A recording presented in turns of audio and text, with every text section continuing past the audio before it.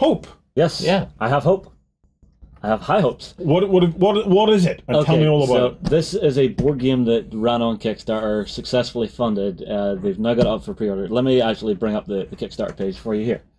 So the whole concept of this is you are set way, way, way into the future. Humanity is at peace. Everything is wonderful. You know what you talk about whenever you have an infinite resource? There will be peace in the world. So this is a utopia. Yes. Unfortunately... No, there will never be peace in the world. There is in this world. Because as Morgan Freeman, oh no, it was Michael Caine said, some people just want to see it burn. True. Okay. But within this game, the world is completely at peace. But a problem happens. Right. The universe, you know the way we had the Big Bang?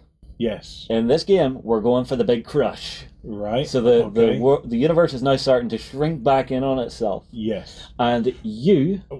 If I may say so, though, Justin, you know, the Big Bang to even get to this point took 13.5 billion years. I can't imagine them being in much of a rush. Well, this is set in a fantasy world where science doesn't really apply. Okay, it doesn't apply. Where the ideas of science apply, but everything's going a lot faster. So yeah, are we going for Big Crush in 14.5 billion years or 14.5 minutes? Well, the game plays in about 60 minutes. Okay, right, okay. Big Crush in about 60 minutes, okay? Right. The art for it looks absolutely gorgeous. The whole concept is, it's a two-player game where you are trying to basically recolonize different dimensions, right? So you see the way you have the three colors on the board here? Yes. Did you ever play Qbert whenever you were a kid? No. No. No, it's an old 80s video game where you're jumping up and down this style of a board. So imagine if you're in the red dimension, that's your floor, and the blue and the purple are the walls.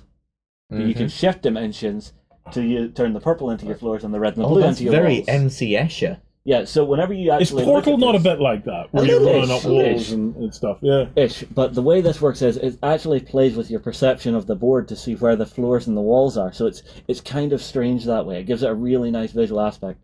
Now, we have the box here in the studio, so I want to crack it open, okay? Okay, yep, let's have a look at that. And this box is very different. Yeah? The top doesn't lift off, it slides out the side. Oh, that's pretty cool. So, you know the way sometimes you have... Your box will, the lid will come off and components will go everywhere. You won't get that with this, because it's a clever design. Okay, yeah. First thing we come to in the box is all of your rules and stuff. And why am I getting flashbacks to unboxings about bases and us waxing lyrical about... yes. Yeah, really... Okay. The early days. Quickly this box is amazing! It's a clever design, I'm giving it that. Okay, that's grand. So, first up, we come to our rulebook and stuff. So it's all in a nice little pocket. Yeah. And then inside, I'll tell you what, the production quality of this is flipping good so far. Bring this up for me. Yeah. You can actually see everything's really clearly shown here. So these are your 3 dimensions. Yep. And you're trying to populate planets. Red dimension, blue dimension, purple dimension. And the little pit you're seeing is the planets within those dimensions that you're trying to repopulate. One planet, and, terraform. 2 planets, 1 planet. Yes. Yes. Okay. Coca-Cola dimension, Vimto dimension, no idea. Yeah. Blue BPM. But the whole concept is, Hope is actually an organization, so you have 2 of them in the game, and you versus your opponent are trying to recolonize these different dimensions to save humanity. So you're trying to basically, you're about to go under the Big Crush, okay? And you're now basically trying to hop out and bring humanity hopping with out of you a dimension into and trying to dimensions. populate new worlds. Yes. So it's a very different concept. So also in the box you get little play aid sheets, which are very nice. So these right here. Yeah. And then we come to the board. This I like, because it's actually designed to be a double layer cardboard on a jigsaw. Look. Let me see if I can get ultra close. Yeah. So do you see that there? Yeah. So it's a double layer, so whenever you build your hexes into that, they're not going to scatter. Oh, that's very nice. It's a really nice little bit of design. I'll tell you what, the production quality of this is something else, isn't it? It's little details like that elevate a game for me and make it just feel pure quality. Yeah. Okay, so you've got your double layer triangles, yeah. Further down, you have your score tracker, and this is where the semi-cooperative nature of it comes in. Okay. It's So like a basically, DNA helix there. Yeah, well, you're running along this track, and eventually you will hit the entropy of the universe. Yes. So you are trying to actually be the person who has terraformed most planets and get furthest along this track. So you're trying to save the universe together, but you still want to be the person at the end who has done the most work to do it. So that's how you win. You know, This reminds me of a book series by Terry Pratchett and Stephen Baxter called, the first one's called The Long Earth. And it's about humanity discovering the existence of other dimensions, other possible Earths. And because these are Earths with no humanity, they go into them and colonize them. So it's all about that new frontier in science rather than in the usual manner.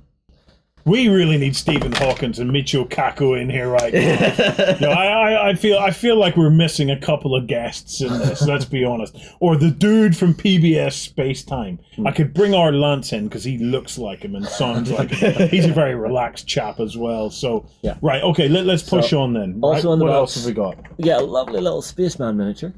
Right, okay. Oh, he's kind of funky. So you only get one spaceman, yeah? Yeah. Okay. You then get your little suction cup flag. Oh, God. Look at it. Hang on. Look. Give it here a sec. Wait. No, I was... Please. Please. Oh! Sorry. Dude. I thought it needed almost... a bit of... No, hang on. I almost F-bombed from that. Okay, Dude, well, seriously. I'm trying to get it to stick properly. I think you got it. Yeah! Perfect! Awesome! We did it! I'm wearing this for the rest of the show, I assume. Yes! This means... Right on the temple. Has anybody ever done that to you before? No. Do you know what that means? You colonized my head. I've colonized your head, man! Okay. I was going to be all sympathetic about how he almost took your eye out there, but that is too funny. Dude, you almost took my eye out once. Okay, right, let's go. With a Nerf gun, yes. Right, let's see, what else have we got? So you've got little coloured baggies, I assume for different tokens and stuff. I don't have all the mechanics and stuff down just yet. Of course not. We have little colonization tokens, I assume. So these are all a bag of little tiny spacemen as well. Yep. So let me give you an indication of the difference between the little spacemen and the big spacemen. Yeah. You then get these pair of pillars, which are... Oh, That's nice. kind of... And what do you do with these? I have no idea. Of course you don't. Yep, it's okay. Really, this is just a quick overview of the game. You're just showing us the components, yeah. So, card decks, 4 card decks. Every so often, from the corner of my eye, I catch him with the flag. Ooh, these are cool. Little spaceships. Yep. Okay, so let's see if we can get some of these little spaceships out to have a look And at. we have some coloured spaceships. So, Oh, those are really cool. I like those. They're nice, aren't they? yeah.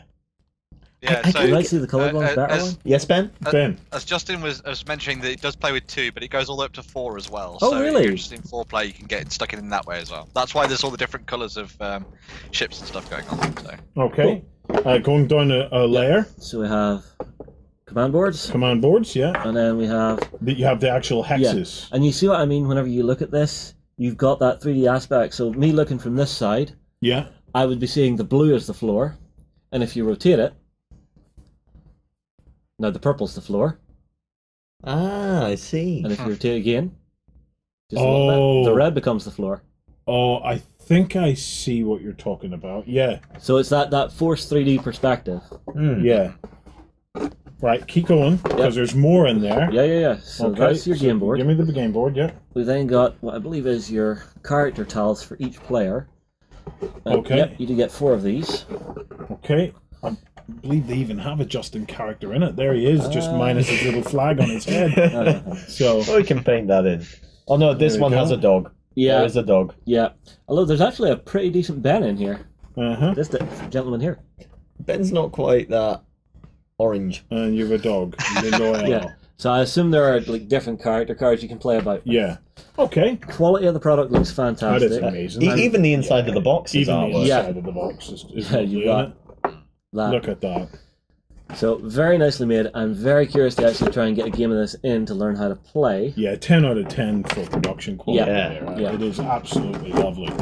I just want to put forward one of the things I was looking at when we were talking about this. I think it was back when the Kickstarter was up as well. Yeah. There's that semi-co-op nature to this, but there's also the aspect of there being a traitor in the midst as well. Yes. Oh. So you can have someone who works for not Hope but Nope, and they're trying to make it so that you get to the end, but and they're at the top of the score track, but everything has gone badly. So Yeah. when the game ends, but they're at the top, they win instead, which is pretty cool. So.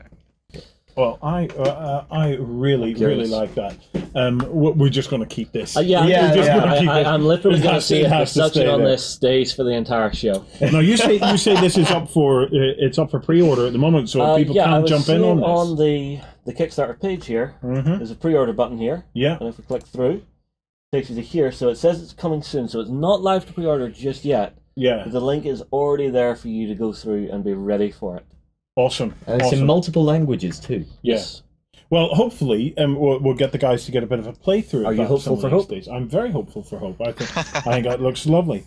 Right, up next, we have a bit of an interesting one for you. We are going to sit down. Well, these two guys are going to sit down with Alessio Cavatori to have a chat about the Pacific Rim. It's coming to Kickstarter, yeah? Yeah. Yes. Yeah. Well, not the movie, the game. Right. They'll be right back.